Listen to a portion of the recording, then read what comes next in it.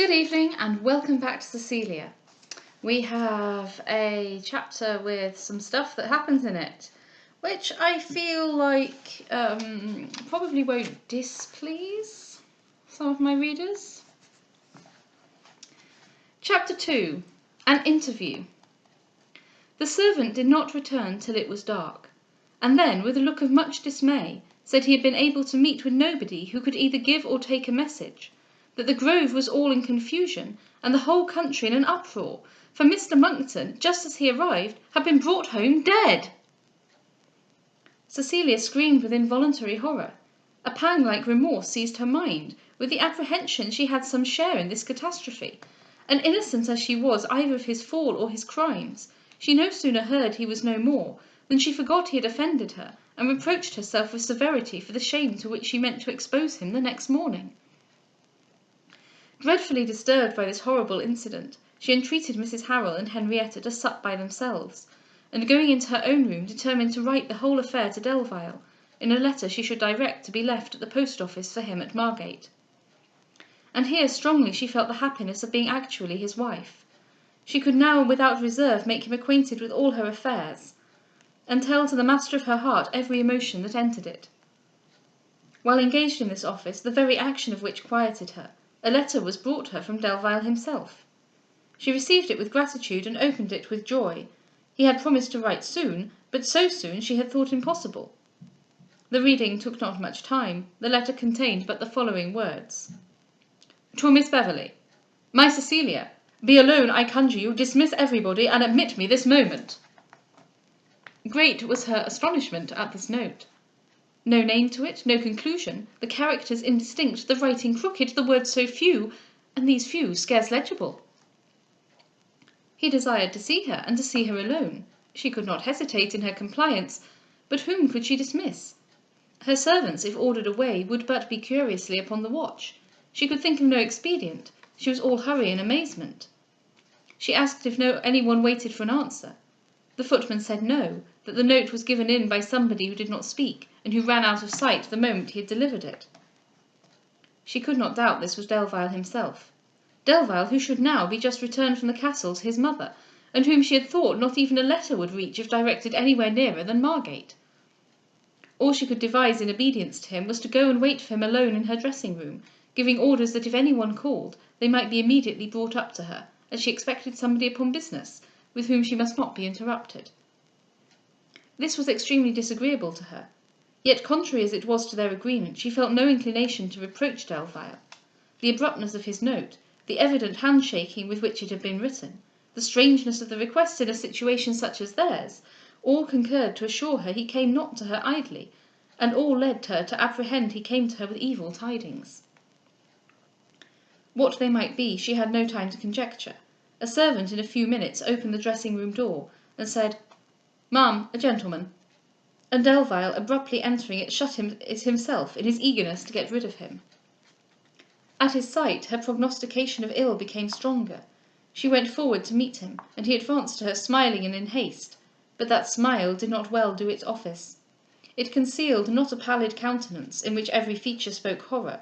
It disguised not an aching heart, which almost visibly throbbed with intolerable emotion. Yet he addressed her in terms of tenderness and peace, but his tremulous voice counteracted his words, and spoke that all within was tumult and war. Cecilia, amazed, affrighted, had no power to hasten an explanation, which on his own part he seemed unable or fearful to begin. He talked to her of his happiness in again seeing her before he left the kingdom, entreated her to write to him continually, said the same thing 2 or 3 times in a breath, began with one subject and seemed unconscious he wandered presently into another, and asked her questions innumerable about her health, journey, affairs, and ease of mind, without hearing from her any answer, or seeming to miss that she made none. Cecilia grew dreadfully terrified. Something strange and most alarming she was sure must have happened, but what she had no means to know, nor courage, nor even words to inquire. Delvile at length, the first hurry of his spirits abating, became more coherent and considerate, and looking anxiously at her, said, "Why this silence, my Cecilia?" "I know not," said she, endeavouring to recover herself, "but your coming was unexpected. I was just writing to you at Margate." "Write then still, but direct to Ostend. I shall be quicker than the post, and I would not lose a letter, a line, a word from you, for all the world can offer me." "Quicker than the post?" cried Cecilia. "But how can Mrs Delvile—" She stopped, not knowing what she might venture to ask. "She is now on the road to Margate. I hope to be there to receive her. I mean but to bid you adieu and be gone." Cecilia made no answer. She was more and more astonished, more and more confounded. "You are thoughtful," said he with tenderness. "Are you unhappy? Sweetest Cecilia, most excellent of human creatures, if I have made you unhappy, and I must, it is inevitable." "Oh, Delvile!" cried she, now assuming more courage, "why will you not speak to me openly? Something I see is wrong. May I not hear it? May I not tell you at least my concern that anything has distressed you?" "You are too good," cried he. "To deserve you is not possible, but to afflict you is inhuman." "Why so?" cried she more cheerfully. "Must I not share the common lot? Or expect the whole world to be new modelled, lest I should meet in it anything but happiness?" "There is not indeed much danger. Have you pen and ink here?" She brought them to him immediately, with paper. "You have been writing to me, you say. I will begin a letter myself." "To me?" cried she. He made no answer, but took up the pen and wrote a few words, and then flinging it down, said, "Fool! I could have done this without coming." "May I look at it?" said she, and finding he made no opposition, advanced and read.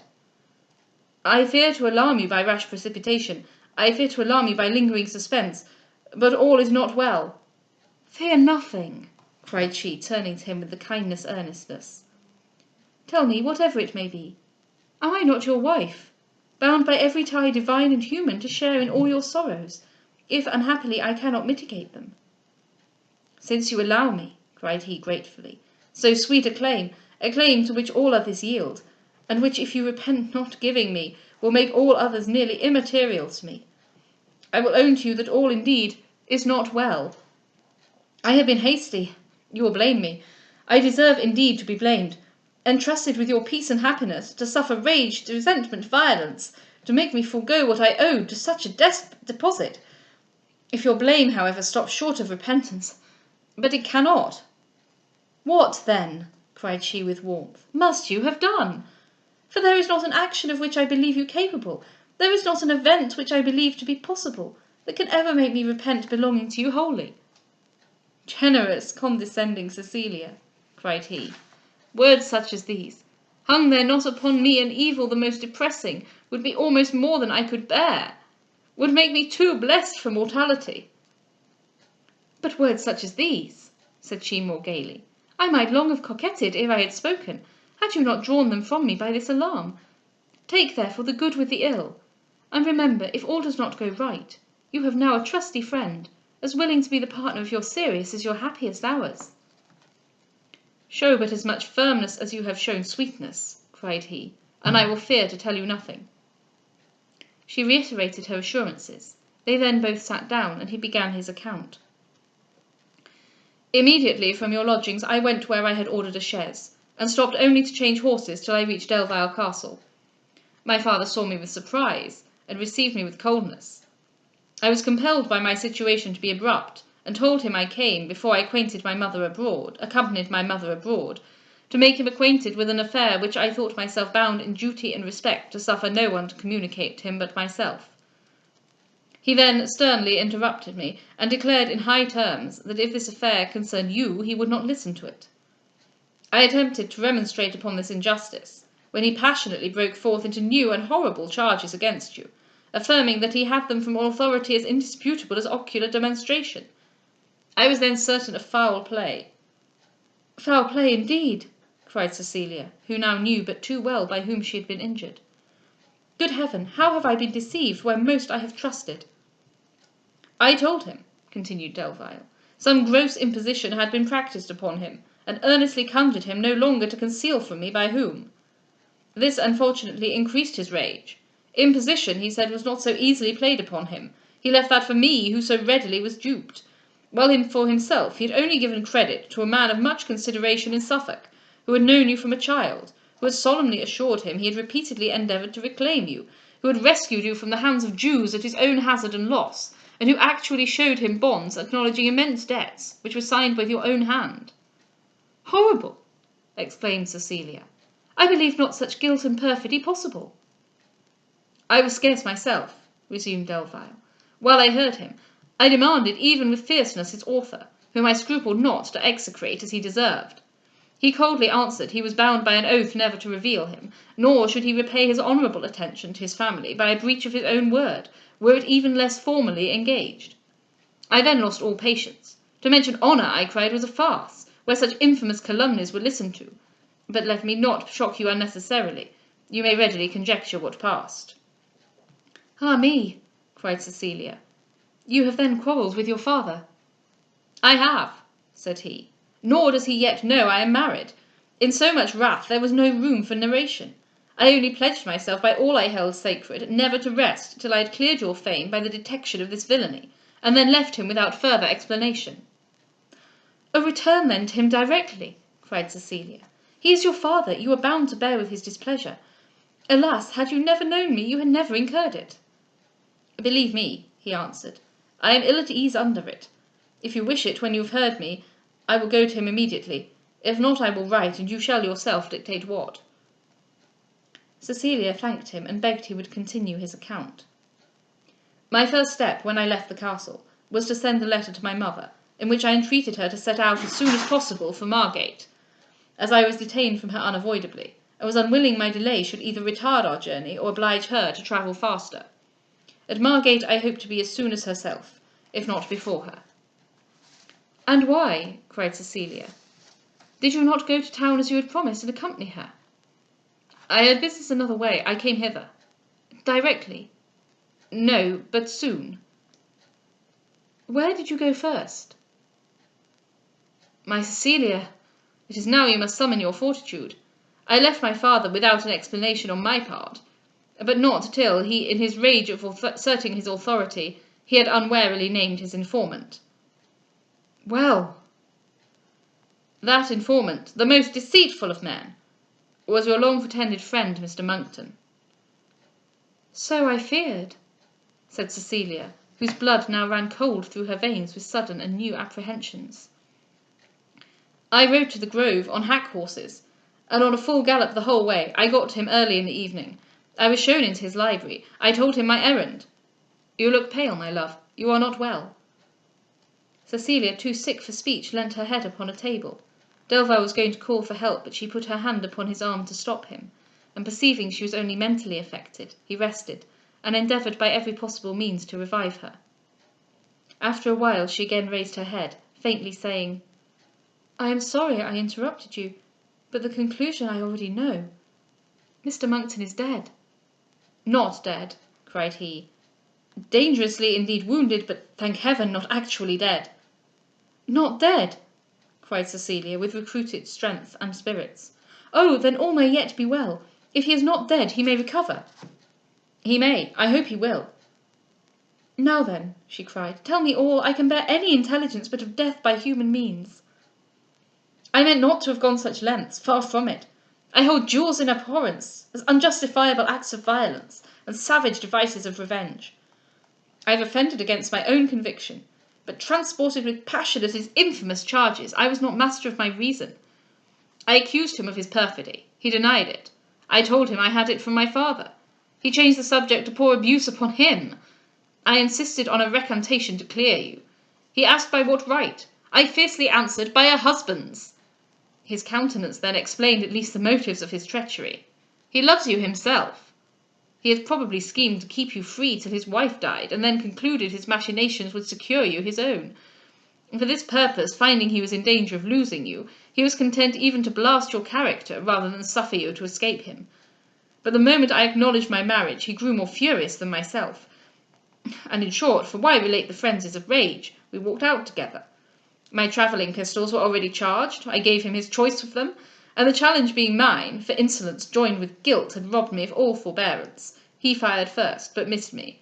I then demanded whether he would clear your fame. He called out, 'Fire, I will make no terms.' I did fire, and unfortunately aimed better.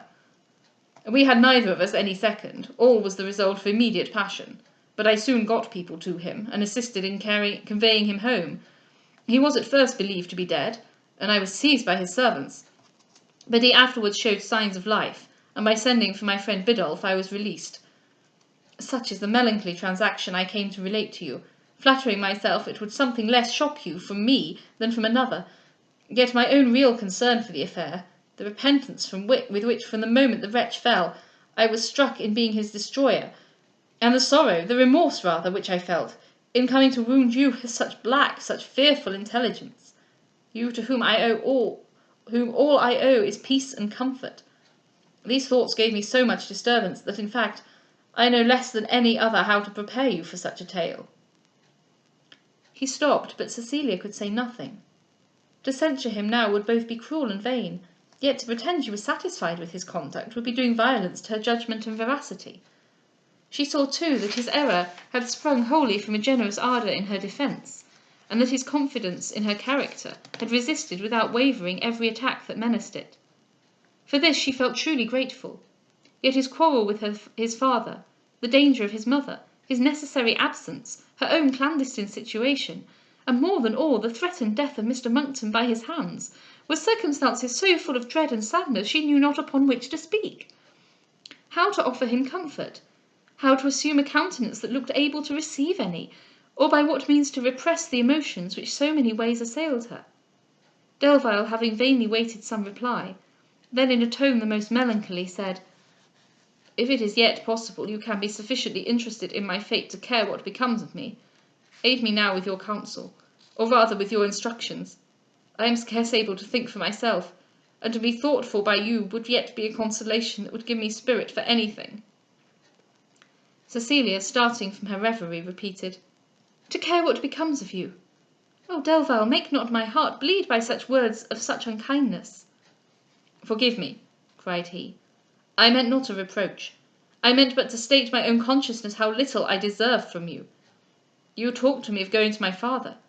Do you still wish it?" "I think so," cried she, too much disturbed to know what she said, yet fearing again to hurt him by making him wait for her answer. "I will go then," said he, "without doubt, too happy to be guided by you, whichever way I steer. I have now indeed much to tell him, but whatever may be his wrath, there is little fear, at this time, that my own temper cannot bear it. What next shall I do?" "What next?" repeated she. "Indeed I know not." "Shall I go immediately to Margate, or shall I ride first hither?" "If you please," said she, much perturbed, and deeply sighing. "I please nothing but by your direction. To follow that is my only chance of pleasure. Which then shall I do? You will not now refuse to direct me?" "No, certainly, not for the world." "Speak to me then, my love, and tell me, why are you thus silent? Is it painful to you to counsel me?" "No, indeed," said she, putting her hand to her head.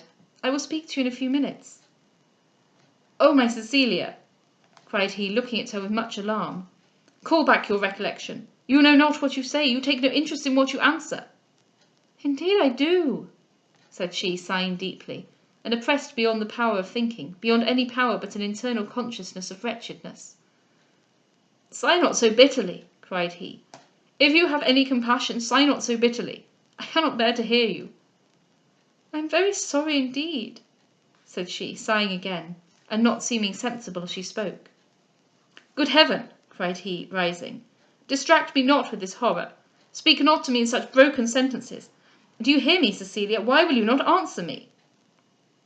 She started and trembled, looked pale and affrighted, and putting both her hands upon her heart, said, "Oh yes, but I have an oppression here, a tightness, a fullness, I have not room for breath."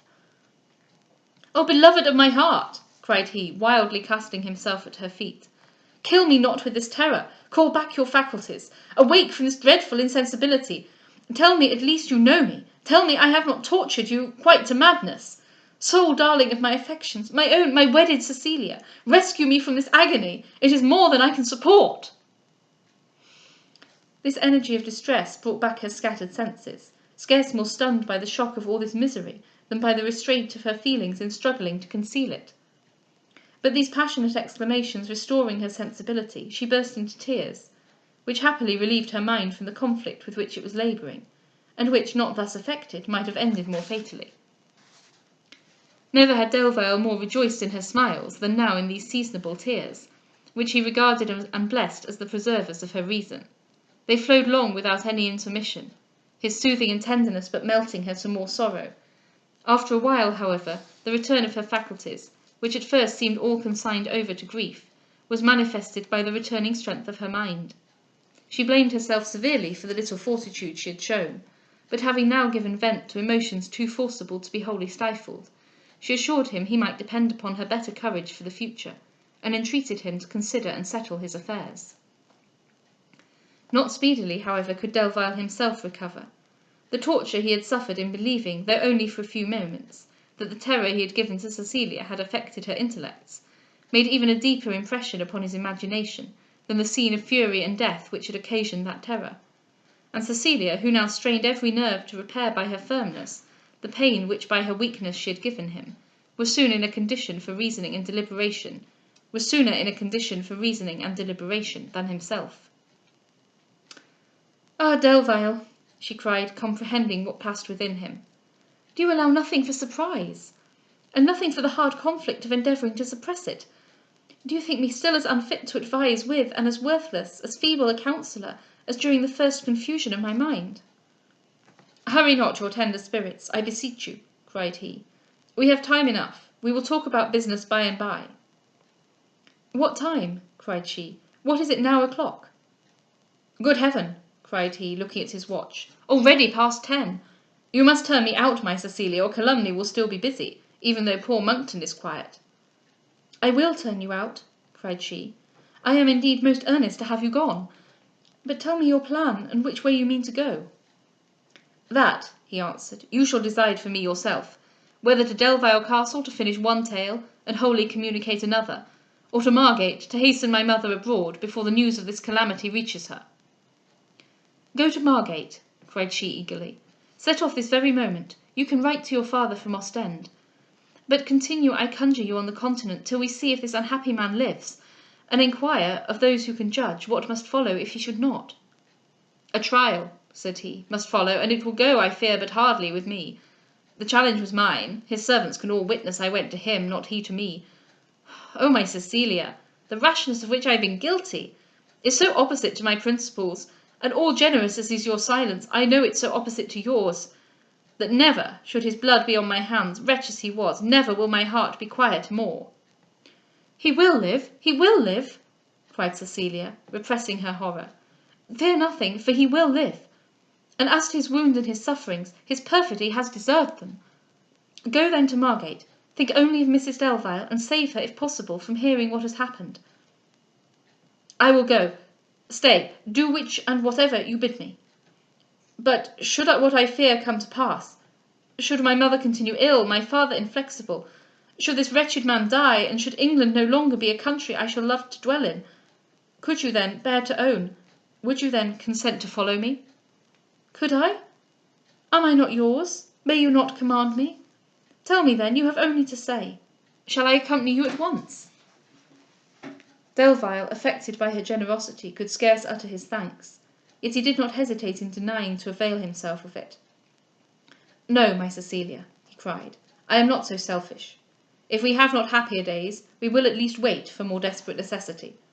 With the uncertainty, if I have not this man's life to answer for at the hazard of my own, to take my wife, my bride, from the kingdom I must fly, to make her a fugitive and an exile in the first publishing that she is mine. No, if I am not a destined alien for life, I can never permit it. Nothing less, believe me, shall ever urge my consent to wound the chaste propriety of your character, by making you an eloper with a duellist." They then again consulted upon their future plans, and concluded that in the present disordered state of their affairs, it would be best not to acknowledge even to Mr Delvile their marriage, to whom the news of the duel and Mr Monckton's danger would be a blow so severe that to add to it any other might half distract him. To the few people already acquainted with it, Delvile therefore determined to write from Ostend, re-urging his entreaties for their discretion and secrecy. Cecilia promised every post to acquaint him how Mr Monckton went on, and she then besought him to go instantly, that he might out-travel the ill news to his mother. He complied, and took leave of her in the tenderest manner, conjuring her to support her spirits and be careful of her health. "Happiness," said he, "is much in arrears with us, and though my violence may have frightened it away, your sweetness and gentleness will yet attract it back. All that for me is in store must be received at your hands. What is offered in any other way I shall only mistake for evil. Droop not, therefore, my generous Cecilia, but in yourself preserve me." "I will not droop," said she. "You will find, I hope, you have not entrusted yourself in ill hands." "Peace then be with you, my love, my comforting, my soul-reviving Cecilia. Peace, such as angels give, and such as may drive from your mind the remembrance of this bitter hour." He then tore himself away. Cecilia, who to his blessings could almost, like the tender Belvidera, hear exclaim, "Oh, do not leave me, stay with me and curse me," listened to his steps till she could hear them no longer, as if the remaining moments of her life were to be measured by them. But then, remembering the danger both to herself and him of his stay, she endeavoured to rejoice that he was gone, and, but that her mind was in no state for joy, was too rational not to have succeeded. Grief and horror for what was past, apprehension and suspense for what was to come, so disordered her whole frame, so confused even her intellects, that when not all the assistance of fancy could persuade her she still heard the footsteps of Delvile, she went to the chair upon which he had been seated, and taking possession of it, sat with her arms crossed, silent, quiet, and erect, almost vacant of all thought, yet with a secret idea she was doing something right. Here she continued till Henrietta came to wish her good night, whose surprise and concern at the strangeness of her look and attitude once more recovered her. But terrified herself at this threatened wandering of her reason, and certain she must all night be a stranger to rest, she accepted the affectionate offer of the kind-hearted girl to stay with her, who was too much grieved for her grief to sleep any more than herself. She told her not what had passed, that, she knew, would be fruitless affliction to her, but she was soothed by her gentleness, and her conversation with some security from the dangerous rambling of her ideas. Henrietta herself found no little consolation in her own private sorrows, that she was able to give comfort to her beloved Miss Beverley, from whom she had received favours and kind offices innumerable. She quitted her not night nor day, and in the honest pride of her little power to show the gratefulness of her heart, she felt a pleasure and self-consequence she had never before experienced. Well, that was dramatic. And the next chapter is no less so. We are sliding ever downwards towards the conclusion. Have a lovely evening.